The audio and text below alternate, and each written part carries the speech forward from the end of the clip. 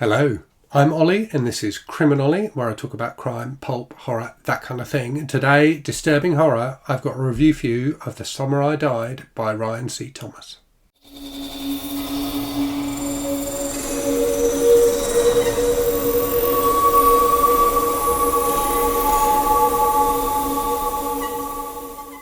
So this is one of the many books that's been recommended to me by viewers in the comments on my various disturbing books videos.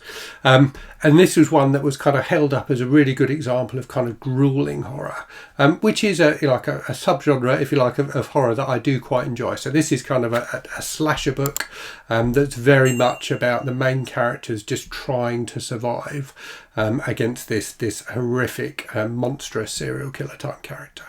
It's very, very graphic. I can see why people found it disturbing, but for me, I'm afraid it did fall a bit short, both as a kind of suspenseful horror novel, but also as a disturbing book. I just didn't quite think it had what it takes. So let me talk to you a little bit about the book, about what it's about. I'll tell you what I liked about it, because there were some things about it I thought were really very good, and then I'll tell you why I think it didn't quite work. So this is a short horror novel. It's about 200 pages long, which feels about the right length for the story, to be honest with you. There's certainly no padding here. It came out originally in 2006, so it's been out for a while. And Ryan C. Thomas has written a couple of sequels as well, featuring the same main character. And it starts really, really well. I really enjoyed the first 20% or so of it. So it's about this guy, Roger. So he's a narrator. He's come back from like college for the summer. And, you know, he's back to the small rural town he grew up in, and starts hanging out with an old friend of his, a guy called Tooth, who's a bit of a waster. So you know, whereas Roger has gone to college and is doing like a business degree and things like that, albeit he really wants to be a cartoonist, but he's gone to college to please his dad. Tooth has stayed in town, you know, is working in a, you know, kind of dead-end job and spends most of his time drunk. But they are good friends, and, you know, they start hanging out together again. Tooth is really into firearms and has got a couple of guns. And they go up into the woods one night after a few beers to fire one of these guns. And that's when kind of the story proper kicks off. So while they're up there, they hear a woman screaming, they go to investigate, and they discover this horrific serial killer. And the rest of the book, so that's like the first 20% of the book, leads up to that point. The rest of the book is basically them trying to rescue this woman and survive. So that first 20% I thought was really well done. I enjoyed reading about, you know, their friendship. I thought they were both interestingly portrayed as characters, and you know, you do feel like you get to know them. And Tooth is very much portrayed as kind of a bit of a risk-taking character. And that felt like a bit to me like something that wasn't then really capitalised on in the rest of the book. I thought Ryan C. Thomas could have done a bit more with that, could have done a bit more with the difference between Roger and Tooth. As the rest of the book unfolds. As it is, it almost ends up feeling like, you know, a bit of an aside. It feels like a really important part of that first 20%, but thereafter it you know, it doesn't seem that important. But that build-up, you know, that build-up was good. You know something, you know from the reputation of the book that something terrible is going to happen, so you're kind of waiting for that.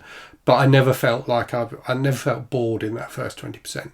Now, ironically, once the violence starts, and it does, you know, from that point on get very violent very quickly, I actually did find it much less interesting.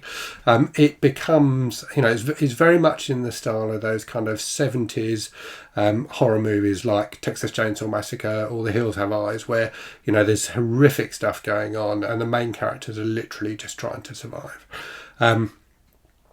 And it is, you know, it's very graphic. The serial killer guy does some horrific stuff, but it just all feels a bit like things you've seen before, read before.